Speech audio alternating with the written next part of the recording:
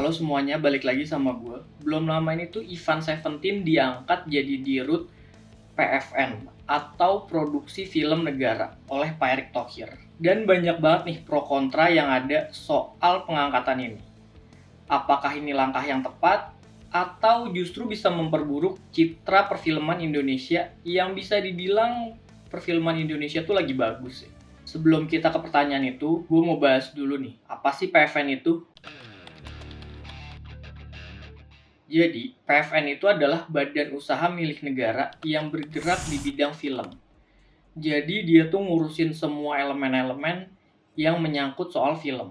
Dan tugas utama dari PFN ini adalah mendanai produksi dari film itu sendiri. Simpelnya kayak lo bisa minta ke pemerintah buat ngedanain film yang lagi lo bikin.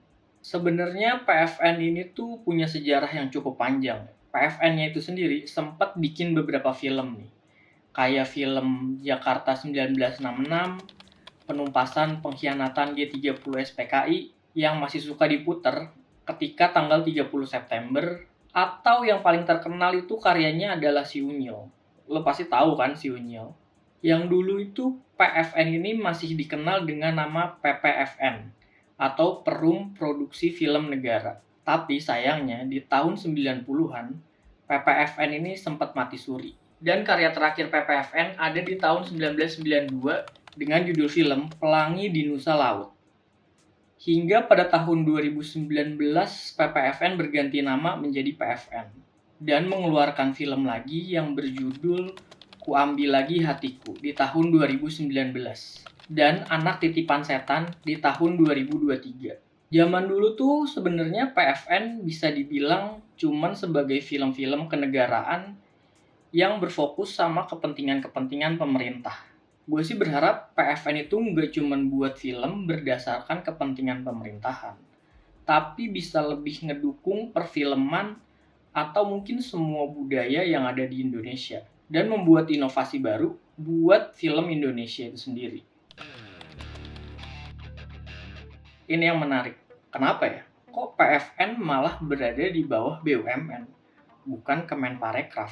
Kayak yang tadi udah gue bilang, PFN adalah badan usaha milik negara atau BUMN. Jadi bisa dibilang, PFN ini tuh ada di bawah naungan Kementerian BUMN, yang namanya aja badan usaha. Pasti dia lebih berfokus buat gimana nyari profit, atau bisa dibilang ya lebih ke segi bisnis lah ya. Dan yang jadi pertanyaan adalah, kenapa PFN ini nggak masuk ke Kemenparekraf yang bisa lebih berfokus sama ekonomi kreatifnya itu sendiri, dimana yang seharusnya film itu bisa jadi akomodasi buat lebih ngenalin budaya-budaya Indonesia ke internasional. Jadi film bukan semata-mata dilihat cuman dari segi bisnisnya doang, tapi film juga bisa dilihat sebagai nilai budaya yang mau dikenalin ke luar negeri. Jadi film Indonesia tuh bisa dikenal baik di luar maupun di dalam negeri. Di sini masalahnya. PFN sendiri hanya berfokus ke pendanaan di filmnya aja. Sedangkan Kemenparekraf yang fokus di promosi. Jadi sebenarnya ini dua lembaga yang sama-sama ngurusin film, tapi di kementerian yang beda. Emang ini masalah yang ada di Indonesia menurut gue, yaitu birokrasi. Yang menurut gue lebih bagus sih dibikin jadi satu pintu ya. Kayak dibikin satu kementerian supaya simple, nggak ribet. Jadi nggak harus ngurus ke BUMN buat ngedanain, dan kemudian di post pro-nya ketika lo mau promosi, ngurusin lagi ke Kemenparekraf.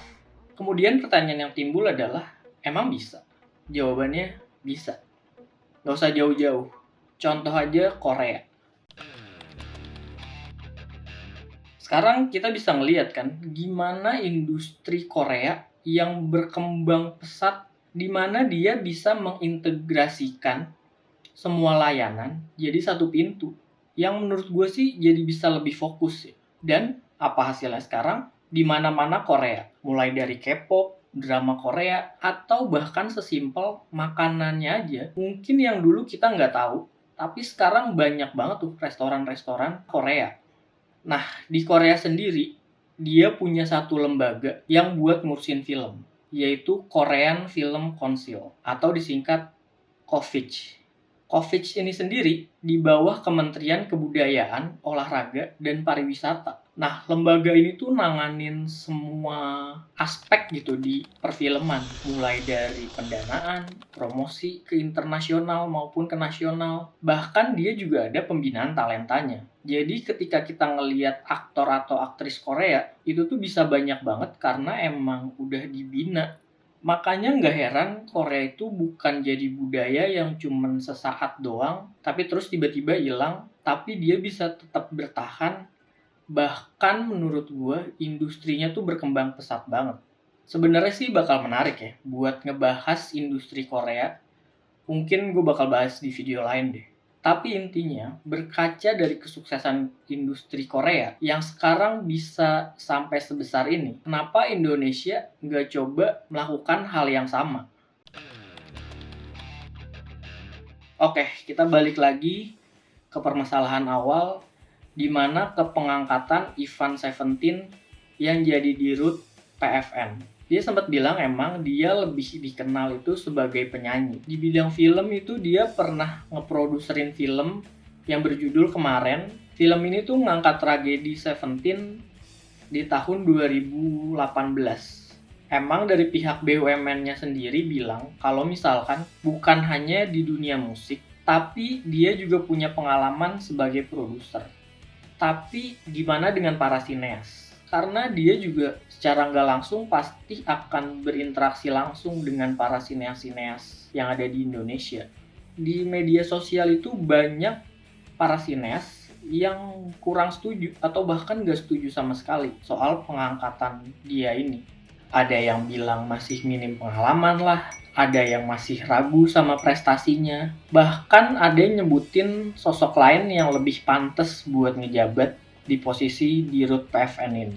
Dan menurut lu sendiri, kira-kira siapa sih yang pantas buat menjabat di dirut PFN ini? Coba tulis jawaban kalian di kolom komentar ya. Oke, itulah bahasan gue soal pengangkatan Ivan Seventeen sebagai dirut PFN. Emang Indonesia ini lagi mencoba memulai langkah baru nih buat ngemajuin perfilman Indonesia dan ngebangkitin PFN ini, semoga bisa jadi langkah yang positif buat perfilman Indonesia yang bukan cuman memberikan nilai tambah buat segelintir orang aja. Oke, gimana pendapat kalian soal pengangkatan ini? Tulis jawaban kalian di kolom komentar ya. Let's discuss.